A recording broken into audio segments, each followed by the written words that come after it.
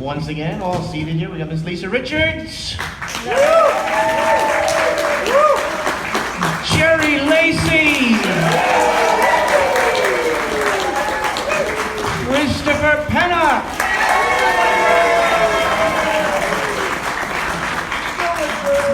Yes, Villager. So Jerry, you almost didn't make it today. They told me you were coming, and I said, "Yeah, Jerry's coming." Yay! So you know what? With this group, let's just take some questions. What do you think? Should we just do some questions? Who's first? Who's on first? Come on, you got. Yes, sir. What would you like to say? Well, I was telling Jerry out in the parking lot that out of all the characters on the show, his was supposed to be the kindest and good and from heaven, and yet his was the most evil character. And I think that's a testament to his great talent as an actor, so I just wanted to make sure everybody heard that. When you're gonna say? Yeah, Trask was really a nice guy at heart. He just got some bad info, about witches and stuff. Got a little off on the wrong track, but he was really a nice guy. I knew him. Just a couple weeks ago, I don't know, Gilbert Gottfried has a podcast, and he must be a fan of Dark Shadows. He knows everyone's name, and he was talking about the fly that attacked you in that scene, and how you want to talk about the bloopers, like the fly, during your talk about the fly in your mouth. Well, the fly. No, it wasn't. No, it landed on my nose. It landed right on the tip of my nose, and it's a lot of. I guess people thought it flew in my mouth because I tried to blow it off. But what I really should have done was hit it with the cross. I didn't think of that at the time. Oh my goodness. So Lisa, what have you been up to? I haven't talked to you in a long time. Oh, what have I been up to? Yeah. Well, I did Glass Menagerie last year, played Amanda in the theater here. We did very well with that. I teach at the Actors Studio, teach sensory. My daughter got married a month ago, which is nice, thanks. I'm writing. I haven't got a book yet ready to sell, but I'm writing. And I'm working on other projects that are in the works, but I'm not speaking about them. Okay, under wraps until. Under wraps. All right. And but my son. I don't know that. Does everybody know that my son is a singer? Yeah. And, yeah. Okay. Yeah. He's doing well. He was just here. I read him my stuff I wrote, and he read me. His name is Alex Ebert, but he's Edward Sharp in the Magnetic Zeros. So we have had. So I'm having a really nice time, basically. All right, thanks. That's Chris? Chris, what have you been up to, Chris? You go. Villagers! How many villagers are out there? All right. Are you going to vote? Yeah! For Dada? No! Do you want Shakti Pot? What the hell is that? How many are my Facebook friends? Me. How many are never going to be my Facebook friends? No matter what. That's right. Okay, well, lately I've been, thanks to Stephen Mandello, I continue to thrive as an actor. I'm doing another play that I was told by this director that I can just have this play. I don't have to audition because Stephen Mandello said, he's great, take him, he's a nice guy. So I'm doing another play. I've got postcards outside. It's going to be at the Odyssey Theater. It's called Waiting for Grace by Sharon Sharf. And I play another Alzheimer-y guy. How many people saw me in Third, the Wendy Wasserstein play? He did. He saw me in Third. Another Stephen Mandello event. And doing a bunch of movies for Theater Fantastique. I think one will show tonight, the vampire part. My only vampire. I never played a vampire before. This is my first vampire. I loved it. I want to keep playing vampires. But Ansel has to release this. Anyway, we're going to see it tonight. I'm getting into trouble here. So... All right, questions? Questions? Come on, questions? Yes, sir! All of you guys were really, really good in the Big Finish, Dark Shadows, audio dramas. And I really love the ones with Chris and Lisa, especially in the relationships that your characters have. Thank you. Can you talk a little bit about how they come to be and whether you're going to be doing any more of them? Yes, we are going to do, as long as they keep asking us, we're going to keep doing them. Okay. Here, I'll let Lisa. Yeah, I just got a notice a while ago, Chris, did you, that they're gonna do another one? Yeah. Yeah, so we're going to do another one. No, they write them in England, and they ship them across the sea, and we're just thrilled that we get to do them. It's great. Oh, I forgot, I did do a little part in a movie, totally forgot, with Harry Dean Stanton. Does anyone remember? So, he plays the sheriff, and I play his wife. Very funny scenes. In a movie called Frank and Ava, about Frank, the singer, Sinatra. And Ava yeah, I saw some pictures of yeah, them. yeah, Wow. yeah. Anyway, so we should be doing some more of those recordings. It's a lot of fun to do them. Yeah, that was... Yes, there are a number of them in the works. I know that they've told me that Lara and I will be doing some more of that series, the detective series. And we have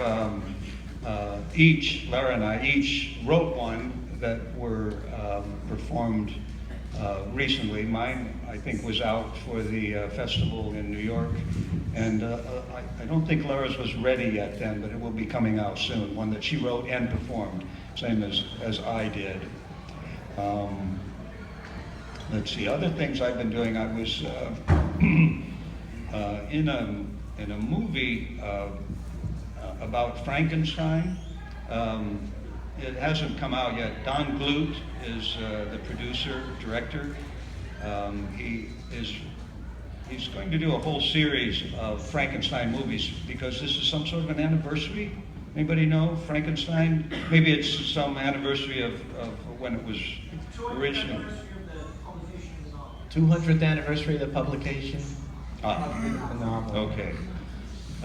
Anyway, this movie is a series of vignettes, I think 4 or 5, and I'm in one of those. But my big story for this year has been my play, which was done this summer in Pennsylvania. I think there are 2 people here, Dennis, who actually trekked there to see it all the way to Pennsylvania. And Marie Wallace was at the opening night, and Sharon Stone. Was Sharon Stone? No, not Sharon Stone. Sharon Smith? Sharon Smith. Well, Sharon Stone could have been there too, you don't know. See what happens when you turn 80? Oh my God. Yeah.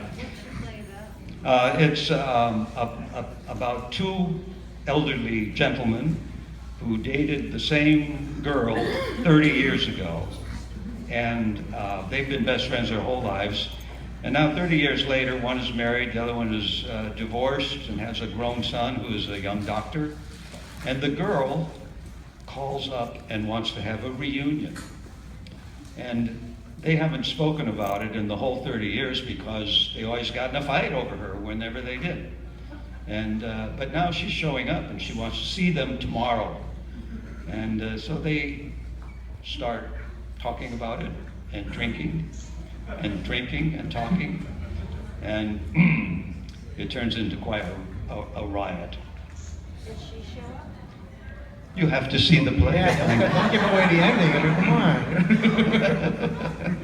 come on. Jerry, you mentioned Don Bluth. He's known for animation. Is this a live action? It's a live action, yes. I understand Don did do some animation back in the day.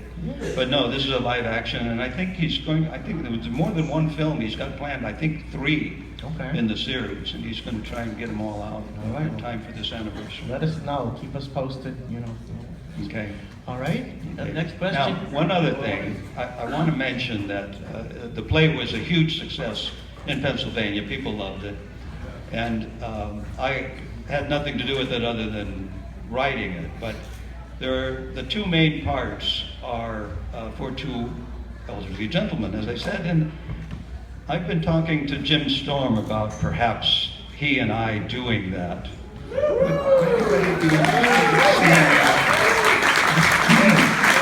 Jim Storm is right here. Wave to James Storm right here.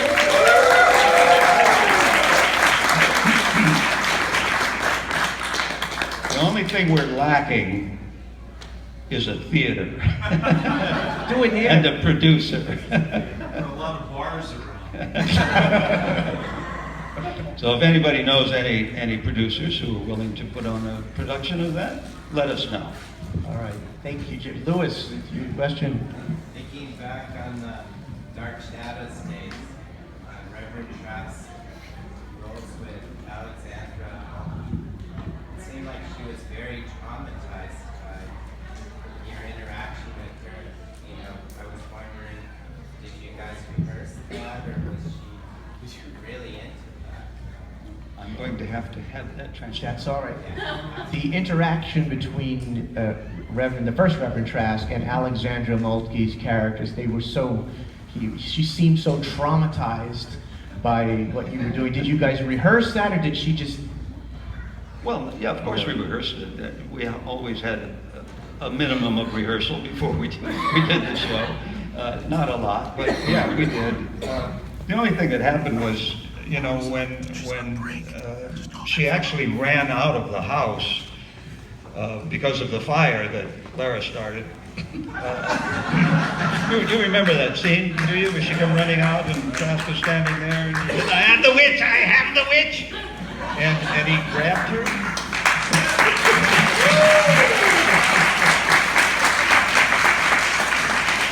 Well, as that happened, I turned with her, held tightly, and stepped on the inside of my cape.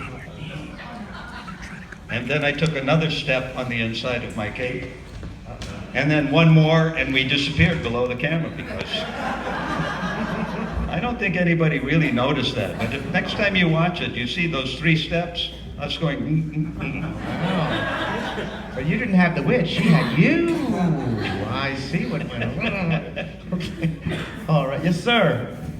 Chris, you really had diverse characters, probably more so than a lot of the actors on the show. I think Thayer David beat me out. I think he had about 12 or something. I don't know. Well, I just had but 6. Still, and each were very, very different. How did you manage? I mean, how much of that was you? How much of it was the... You want to know my secrets? Yes, you want to know... Badly imitating other actors. And then I embody that bad imitation, and nobody recognizes that I was trying to imitate David Niven or Geraldine Page in Sweet Bird of Youth as what's his name? Gabriel, thank you. You know, that's how I work, but now you know. And I'm in the actor's studio, but I fooled them. I just badly imitate really good actors. You were really given incredible opportunities to play such diverse... I was very lucky. Thank you, Dan, Curtis, wherever you are. Thank you, yes. Thank you, sir. Stephen Potts.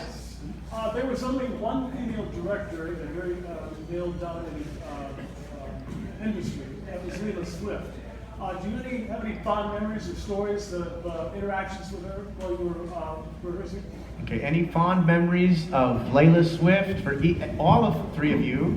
Leela said she was a terrific director and a hard driver, and she was very insistent.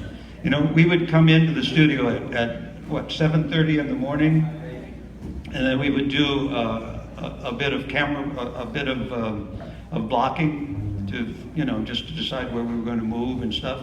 But she wanted a performance at 7:30 in the morning, and she was always pressing me very hard because I like to get things set before I really start to, you know, get into it heavily. And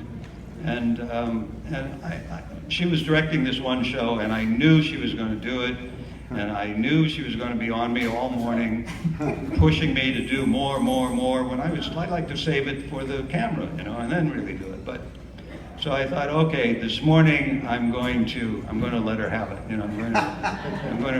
And so I went in, and when I did my first scene, I did it flat out. I just screamed, and she said, "Oh, stop!" She said, "Save it.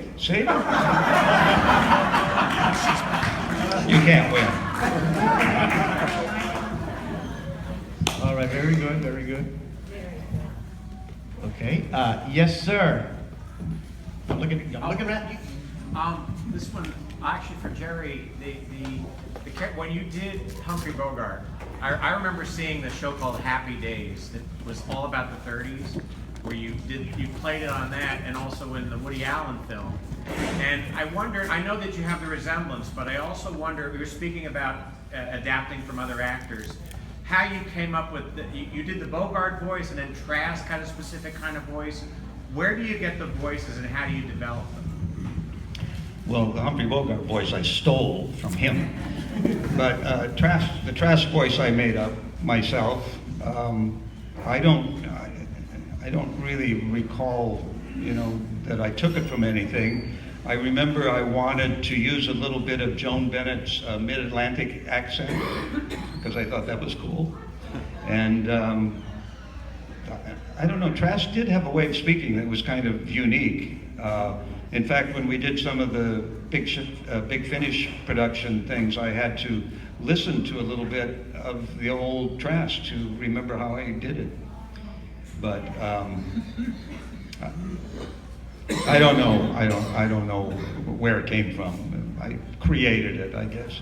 But yeah, Bogart. I watched his movies and worked on the voice and the mannerisms and things. God bless. See, just sitting next to you is difficult. It wasn't my fault. No, I'm teasing. One other question here, and I'm going to go see about Another question. Yes, question, right? Yes, sir. Go ahead. Yeah. Your character has died. Your character has died. Yeah, your character has died. Are they going to you in Bloodlust? Are you talking to me? Well, both of you. Who's going to be involved? I understand In Bloodlust. Bloodlust. You know, I said our characters died in the Big Finish. I don't remember dying. Probably I did die. I can't remember. Yeah, I think it's we've done so many of them that we're getting them mixed up in our heads. To tell you the truth, it's not like, you know, it's not like doing a play or even a TV show where it comes on and you've worked on it, you rehearse it, you tape it. You've spent some time with it. With the Big Finish productions, you know, we mostly just go into the studio and we tape them and we're out of there. And so we don't have the kind of recollection that we do for... Isaiah in Bloodlust. You were Isaiah in Bloodlust? What about it? What's the... Well, his character has died, and I'm curious to see if they're going to resurrect it. Okay, your character has died. Are they going to resurrect Isaiah? Isaiah. Are they going to resurrect Isaiah? And do we know? Now I just did one last week, but I don't think his name was Isaiah. It's Gregory's father. Well, Okay, well, there you Yeah. But you never know. I mean, if you've watched Dark Shadows, you know that people reappear from time to time. So I was gonna say, you die on that show, that doesn't matter. You come back with somebody. You put on a wig and you're somebody else. You know, or you're the same person reincarnated as you. So, all right. Yes, Miss. Do you have a favorite story of something going wrong either on the show or in live theater where you couldn't redo it? Okay.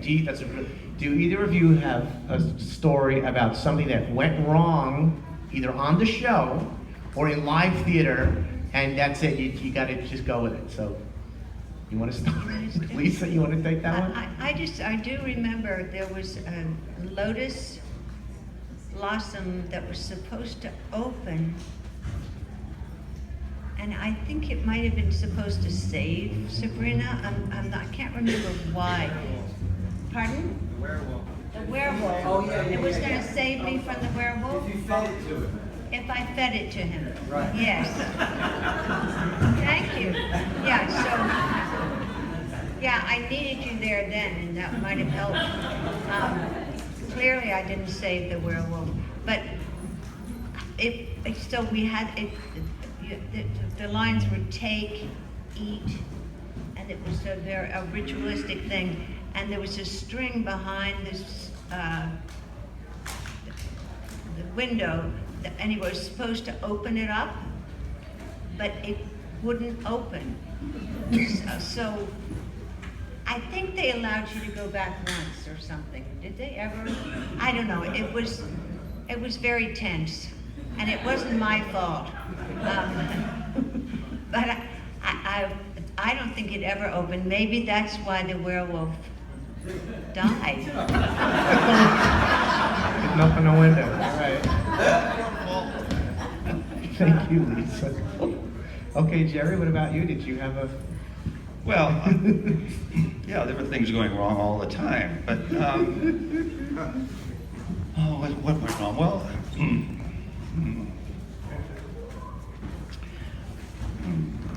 yeah, you don't want to hear that story. What went wrong? Look who's back. Look at him. Maybe I'll pass this question on to you. The question is, do you remember anything going wrong while you were on the set? Either on the show or in a live theatrical situation. Or in my life. They didn't get that. Something going wrong. That you just couldn't do anything about it, keep going. That's it. Yes. Okay. It was like, I think I was into the show probably 3 weeks. I was playing Jeb Hawks. And thank you.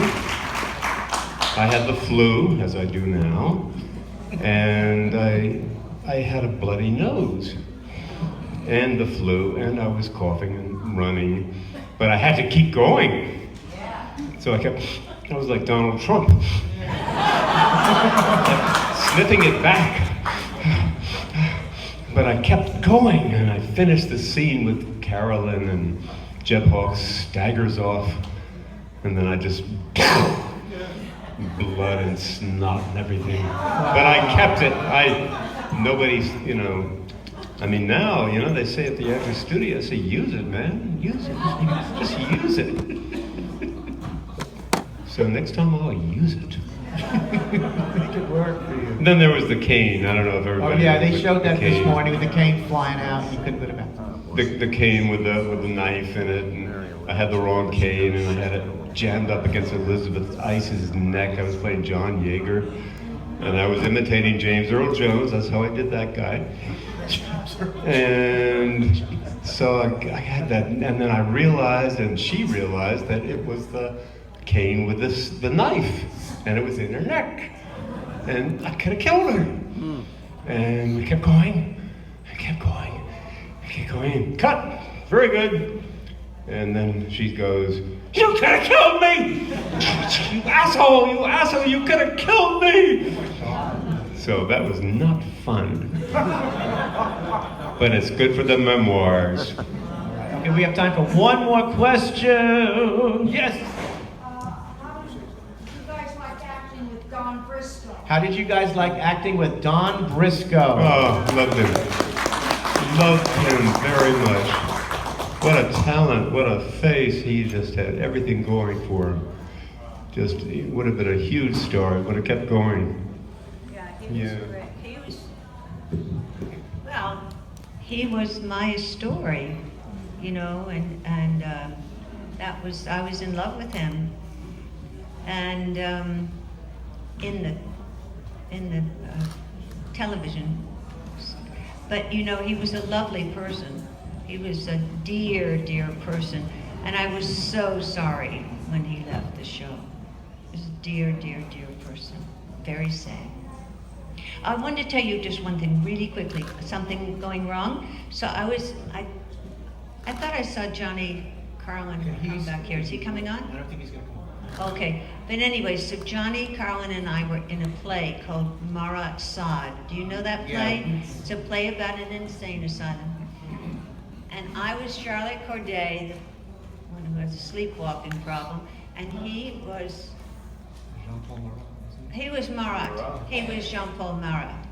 And Marat is in a bathtub, and he's being swabbed by the nurse and this and that. Well, Johnny didn't like staying in the bathtub. Johnny would get up out of the bathtub, and he would run, and not just around stage, he ran around the theater. He would just run all over, and we had to catch him and put him back in the bathtub. Wow. It was wild. He had nothing on. Well, he was supposed to have something. Yeah, well. But, you know. Diaper. Anyway, it was fun. It was fun. You never knew what John was doing or where he would be. Okay, all right. All right, well, let's have a hand for these lovely people. Lisa Richards, Jerry Lacy, Christopher Pennock.